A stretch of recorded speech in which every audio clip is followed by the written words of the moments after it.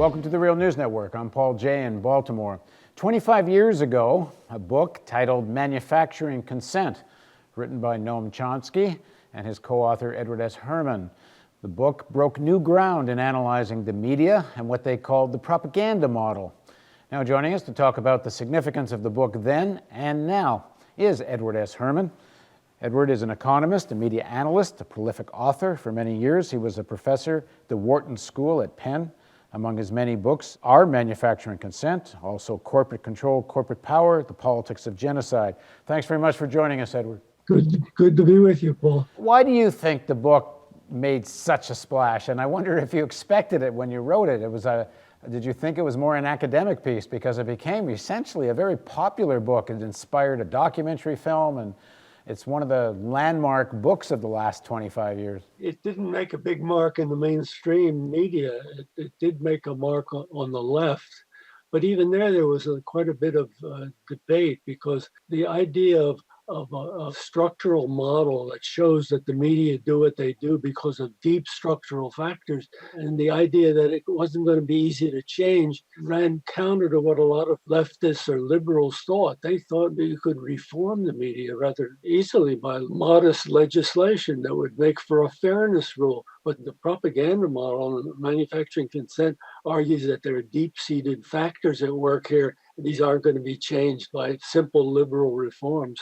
And talk a bit about what you consider those deep-seated factors, and to what extent do they still exist, or have they changed? The propaganda model is a structural model, and its features ownership, who owns the media, the fact that it is based on advertising as the main funding source, that the main sources for the media are powerful people in the United States, Pentagon officials and corporate officials and so on. Another factor in the model is the extent to which negative feedback, flack, comes also from powerful people.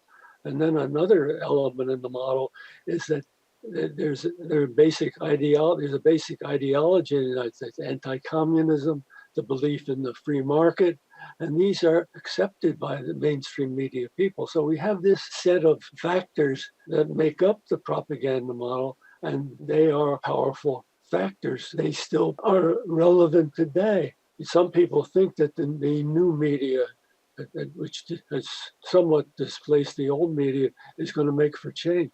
But the interesting fact is that the old media did a lot of journalism. It wasn't very good journalism, but the old media, newspapers, magazines especially, had investigative journalists. And with the rise of the new media is absorbing a lot of the advertising. So the old media, the newspapers are well known to be in a crisis. They're losing ads, and they're cutting back journalistic staff on a huge scale. And the new media is not picking up the slack. But I thought, a lot of people thought, that the new media meant we were going to have a new, more democratic media. But media concentration has grown in the new media. And a lot of the new media is what is called social media. It involves a lot of personal connections and ego building, and it doesn't do investigative journalism. Google, Facebook, these outfits they don't do investigative journalism to any significant degree. They gather stuff from others and they sell it, and they want to sell it to advertising. So in the new media, you have competition for advertising with the old media, and the new media spend an awful lot of time figuring out how to place ads. If you go back to the mainstream newsrooms, and I've been in, I've worked in them and around them for many years, and one of the things that always hit me, especially in American newsrooms, is that there seems to be a fundamental belief amongst the journalists themselves that American foreign policy always had at its root a good intent. It was for some kind of democratization. It was against some form of tyranny. And that all the sort of terrible things that happened along the way were like mistakes at the level of some individuals made policy mistakes, or one particular administration, maybe the Bush administration, did some awful things. But essentially from Truman on, there's good intent. And to what extent do you think that's linked to the sort of structural factors you're talking about? I think it's very deeply connected, because those structural factors mean that for on say sourcing on where you get your news, you go to the officials, you go to the State Department, you go to the Pentagon to find out the truth. And the owners are conservative folks. They're very rich folks. And the negative feedback comes mainly from officials, Pentagon officials, and powerful right-wing sources, and the underlying ideology which arises from the power structure. Communism is really bad. Free markets are really good. We're supporting those things. Those are our objectives, and therefore we're good. Actually, I think it goes back a long way for Paul, but I think that the idea we were good and superior, you go back and read Teddy Roosevelt and his views, we're the natural superior. This has been something pretty much ingrained, but it's part of ideology, and the whole power structure reflects it. And as we become an empire, well, of course we must be trying to do good. The media are simply, they're part of the political economy. They're reflecting what the deeper forces, the transnational corporations, the government officials, what they want. And you see a situation where even to this day, Dick Cheney can go on television shows and be interviewed and say, oh, all the intelligence agencies thought there were weapons of mass destruction, as if it wasn't a deliberate deception. And we know so much now about both the Downing Street memo, the British intelligence, in fact, didn't think there were weapons of mass destruction. And in fact, even the American intelligence agencies didn't think it. They were essentially bullied into it. But the media still allows him to say these things, and not just him. And then with President Obama, after critiquing the war because it was a stupid war, there's no accountability in the media towards President Obama how he didn't call Cheney Bush into account for an illegal war, and kind of adopted it as his own and carried on the same policy now. And the media just, Gore Vidal had this line about USA being the United States of amnesia. The media so plays along with that. Although individual journalists you talk to, they certainly know better. A lot of the individual journalists do know better, but the ones that really rise to the top are the ones that will read or accept the dominant view.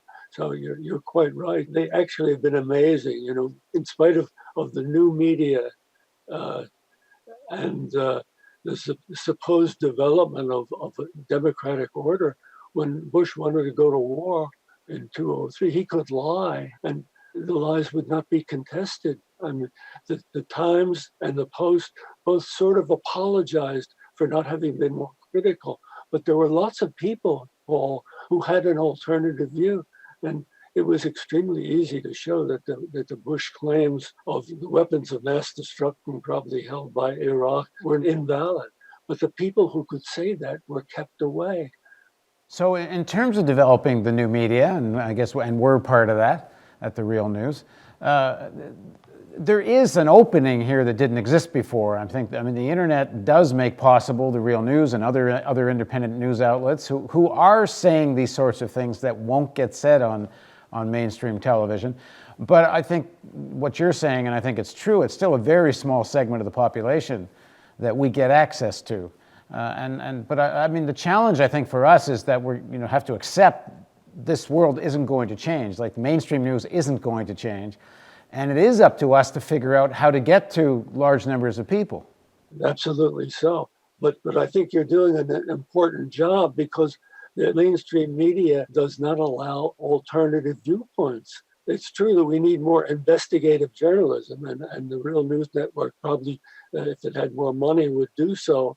But the next best thing is to get on the program people who maybe have done investigative work, or at least have a viewpoint that can't get in the New York Times. That's where Real News Network can be very constructive, and is very constructive. Yeah, I agree with that. In fact, we're just discussing now with creating a sort of little conglomerate of independent news outlets where we're all going to collaborate and try to raise some money to create an investigative fund for doing just what you're talking about. Good. That will be wonderful. So just final thoughts, 25 years after the book, any other reflection you have?